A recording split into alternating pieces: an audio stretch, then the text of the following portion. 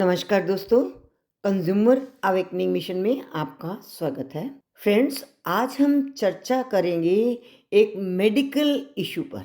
Medical issue में हम बात कर रहे हैं स्टेम सेल थेरेपी, जो ऑटिज्म स्पेक्ट्रम डिसऑर्डर के लिए इस्तेमाल होती है और जिसका प्रचलन आज के दिन में बहुत हो रहा है। और प्रश्न इसमें ये है कि क्या ये स्टेम सेल थेरेपी जिस तरह से काम कर रही है, क्या लीगली एक्सेप्टेबल है या नहीं। इसके बहुत सारे पहलू हैं जिन पर हम चर्चा करेंगे और ये केस सुप्रीम कोर्ट में रिट पिटीशन के माध्यम से गया।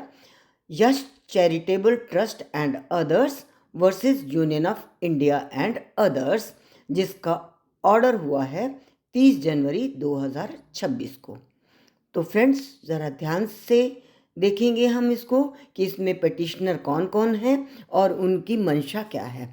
इसमें पिटिशनर है यश चैरिटेबल ट्रस्ट। ये एक ऑर्गेनाइजेशन है जो मेंटल हेल्थ सपोर्ट के बारे में काम करती है। दूसरी पिटिशनर है डॉक्टर विभा कृष्णामूर्ति, जो डेवलपमेंटल पेडिस्ट्रिशियन है, 22 साल से प्रैक्टिस कर रही हैं और उनका फोकस भी इस स्टेम सेल थेरेपी के बेनिफिट्स या नुकसान या लीगली एक्सेप्टेंस पर है। और तीसरा है petitioner forum for medical ethics society. ये एथिक्स को देखती है मेडिकल साइंस में। हेल्थ रिलेटेड जितने भी इशू हैं उसमें मेडिकली क्या एथिकल है और क्या एथिकल नहीं है, इनका फोकस इस बात पर था। और एक चौथे जो पिटिशनर हैं वो हैं मिस्टर KS गणपति, जो एक चाइल्ड के पेरेंट हैं जिनके चाइल्ड ने स्टेम सेल थेरेपी 2011 में ली थी। तो इसमें लीगल इशू क्या है कि लीगल इशू ये है कि स्टेम सेल थेरेपी का ये स्वरूप जो है, जो ऑटिज्म स्पेक्ट्रम डिसऑर्डर ASD के लिए दी जाती है, ये पर्टिकुलर प्रैक्टिस जो है मेडिकल प्रोफेशन के नॉर्म्स के अनुसार एक्सेप्टेबल है या नहीं। दूसरा, इसके लिए क्या कोई लीगल परमिसिबिलिटी दी गई है एडमिनिस्ट्रेटिवली या नहीं। और तीसरा, ये स्टेम सेल डिराइव्ड प्रोडक्ट्स जो हैं, जो स्टेम सेल के लिए जो प्रोडक्ट्स इस्तेमाल किए जाते हैं, वो क्या न्यू ड्रग्स की कैटेगरी में आते हैं। NDCT 2019 के साथ ड्रग एक्ट 1940 को और ड्रग्स रूल्स 1945 के साथ तालमेल बैठता है या नहीं। तो ये थे मूल प्रश्न जिनके बारे में सुप्रीम कोर्ट में चर्चा हुई। और हम सीधा पहले चलते हैं कि सुप्रीम कोर्ट ने इस बारे में ऑर्डर क्या दिया, फिर हम बाकी बातों पर चर्चा करेंगे कि वो ऑर्डर क्यों ऐसा है। सुप्रीम कोर्ट का मानना है कि मेडिकल प्रैक्टिशनर और क्लिनिक्स जो इस स्टेम सेल थेरेपी में एंगेज्ड हैं वो अनसाइंटिफिकल ट्रीटमेंट है और इसको माल प्रैक्टिस कहा जाएगा। मीनिंग देयर बाय कि सुप्रीम कोर्ट ने इस थेरेपी को सपोर्ट नहीं किया। और दूसरा कि इस थेरेपी के लिए हम ये नहीं कह सकते कि ये किसी भी पेशेंट का मैटर ऑफ राइट है, क्योंकि इसमें एडिक्वेट इन्फॉर्मेशन नहीं है, पर्याप्त सूचनाएं नहीं हैं जिनके आधार पर ये कहा जा सके कि पेशेंट का राइट है कि वो इसके लिए डिमांड करे। पेशेंट ऐसी थेरेपी ले रहे हैं, but matter of right legally और एथिकली और प्रोफेशनली और मेडिकल साइंस के अकॉर्डिंगली जो नॉर्म्स हैं उनको दृष्टि में रखते हुए उनको मैटर ऑफ राइट नहीं माना जा सकता। ये सुप्रीम कोर्ट का मानना था। और तीसरा, सुप्रीम कोर्ट ने ये भी कहा कि ये न्यू ड्रग्स की कैटेगरी में निश्चित रूप से आता है और इनका इस्तेमाल साइंटिफिकली मेडिकल साइंस के अकॉर्डिंगली एक्सेप्टेबल नहीं है। तो अब हम आते हैं इस धारणा पर कि जब कभी भी हम मेडिकल नेग्लिजेंस की बात करते हैं तो उसके लिए क्या धारणा है आज तक के सुप्रीम कोर्ट के जजमेंट्स की। तो हम पहला केस जो V Shanta versus Indian Medical Association का 1995 में डिसाइड हुआ था, उसमें इतना विस्तृत रूप से सारे पक्षों पर चर्चा हुई थी और उसमें एक पक्ष ये भी था कि कब मेडिकल नेग्लिजेंस न माना जाए तो और कब मेडिकल नेग्लिजेंस मानी जाए।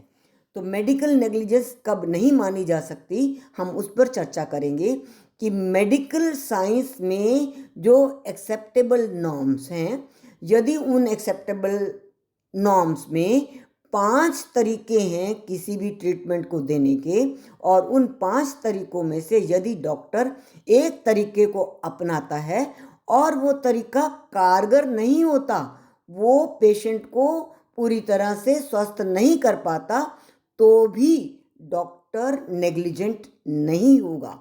किंतु यदि कोई डॉक्टर, कोई प्रोफेशनल, कोई प्रैक्टिशनर, कोई क्लिनिक, कोई हॉस्पिटल इन एस्टैब्लिश्ड नॉर्म्स से बाहर जाकर कोई एक्सपेरिमेंट करता है तो चाहे वो कितना ही अच्छा क्यों ना हो, उसको करने से आप मेडिकल नेग्लिजेंस कर रहे हैं, आप गलत कर रहे हैं।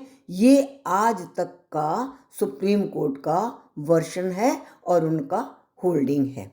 तो यदि हम उस पैमाने पर भी देखें तो जब कोई चीज़ मेडिकली, कोई सिस्टम, कोई व्यवस्था मेडिकली एक्सेप्टेबल नहीं है और एस्टैब्लिश्ड नॉर्म्स की कैटेगरी में नहीं आती, तो वो कितनी ही कारगर क्यों ना हो, हालांकि अभी ये नहीं कहा जा सकता कितनी कारगर है और कितनी कारगर नहीं है।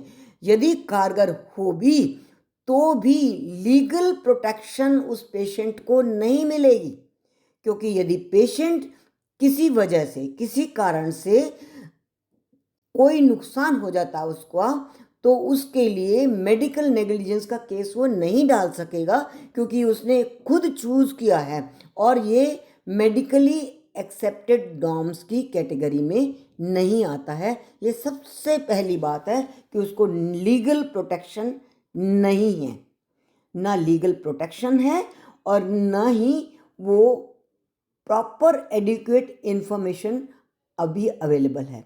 इसी के साथ हम एक और बात करते हैं कि वी शांता के केस में ही और उसके बाद जितने भी मेडिकल नेग्लिजेंस के केसेस लैंडमार्क जजमेंट्स आई हैं, सब में एक बात स्पष्ट की गई है, जो मेडिकल लिटरेचर मेडिकल साइंस के नॉर्म्स में, एस्टैब्लिश्ड नॉर्म्स में एक्सेप्टेबल होगा लिटरेचर, वो तो ठीक है, किंतु यदि किसी ने कोई आर्टिकल लिख दिया, कोई एक्सपेरिमेंटल बात कह दी या अपने व्यूज़ एक्सप्रेस कर दिए, वो लिटरेचर भी मेडिकल नॉर्म्स की कैटेगरी में नहीं आएगा और उस लिटरेचर को भी कोर्ट्स भी जजमेंट देते समय उतनी वेटेज नहीं देते हैं जितनी कि एस्टैब्लिश्ड नॉर्म्स पर लिखे गए लिटरेचर को दी जाती है।